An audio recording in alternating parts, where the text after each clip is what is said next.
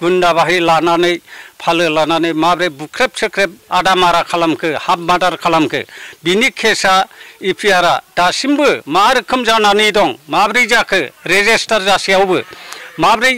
जाखो मा जाखो सरकारनि आयेना मा थैनानै थाखो सरकारा मा खालामखो दा बेखौ सारमोनखौ जोबोद दुखु मोननाय थादों दिनै माब्रै जोंनिसिम रिजाल्टआनो गैया बे केसनि सोमोन्दै जोंनि इउपिपिएल सरकार गेदेरमाफोरनिसिम खुलुमहरग्रोनाय थाबाय आं गुरुबासा प्राइमारि गामि खासिबारि गामि जों नैबे दा गसंनाय जायगायानो खासिबारि गामि बिनिफ्राय आं सरकारनिसिम बुंहरगोन जे थांनाय बै जोंनि गुरुबासा प्राइमारियाव थांनाय जुन मास 16 तारिखआव बिसिडिसि चेयारमेनखौ लोगो लाफबलायनाय बुलाय सोलाय जाबोनायनि सोमोन्दैयै दिनैसिम जोंनि गेदेरमाफ्रा सारमोनहा जोंनि बे गुरुबासा हालामाव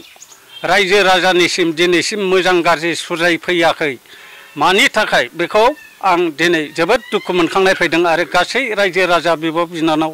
आइ आफा बिदा फंबाय गासिबो दुखु मोननानै दं बे केसा बोरै जों इउपिपिएल पार्टिजों पार्टि माब्रै नांनानै मा दाय लानानै माब्रै जोंनि बे चेयारमेनखौ गुन्दा फालो लानानै एत्त' रुजु रुमु जों इउपिपिएल पार्टिया खौसेयै सलायबोदोंमोन थांनानै दंबोयोमोन बे ससेयाव माब्रै मा गोसोखांनानै माब्रै मा साननानै पार्टि दाब्रबलायनानै गुन्दा बाहि लानानै फालो लानानै माब्रै बुख्रेब सेख्रेब आदा मारा खालामखो हाफ मार्डार खालामखो बिनि केसा इपिआरआ दासिमबो मा रोखोम जानानै दं माब्रै जाखो रेजिस्टार जासेयावबो माब्रै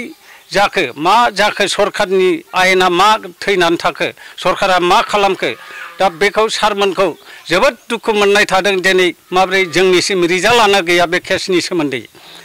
बिनि जोंनि गभर्नमेन्टआ निर्देश हरदों नामा सारमोनहा बहाय बुनायनि थाखाय बुनाय समाव पिस्तलजों गावथारनो बायदिसिनाजों गावथारनो होनलायनाय बाथ्राया नंमारगौ नामा सारमोन सैथोब्ला सैथोखौ बुं सैथो नङाब्ला जोंनि नैबे गुरुबासा हालामाव थाबैनो फैनानै रायजो राजाजों समाधान खालामफै बुजायफै होनब्ला जों फोथायनाय थागोन नङाब्ला बेनि सोमोन्दै लानानै जोंनि नैबे गुरुबासा प्राइमारि हालामनि मानसिफ्रा जोंनि खासिबारि गामि मानसिफ्रा बे गुलु गुजु जानाय बे गुन्दा बाहि थानाय पार्टि थानायनि थाखायनो गुलु गुजु जानानै दं जोंनि इउपिपिएल मैखोमखा मानसिफ्रानो ओजों थांहां ओजों फैहां उरां सारां जानानै दं दा गेदेरमाफ्राबो फैया सारमोनहाबो फैया गिदिर गोलाव दैदेनगिरिफ्रा रावबो फैया मा जाखो बे केसनि सोमोन्दै बिनि रिजाल्टआनो गैया दा बेवहाय जों गोनो गोथो जानानै दं रायजोफ्रा दा प्रमद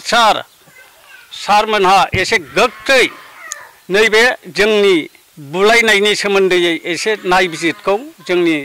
गामियाव फैनानै बा गुरुबासा प्राइमारियाव फैनानै एसे नायबिजिरखौ जोंनो फोरमायफैयोब्ला रायजो राजाया जोबोद गाहाम जागोन आं बेखिनिखौनो खावलायनानै दोनबाय।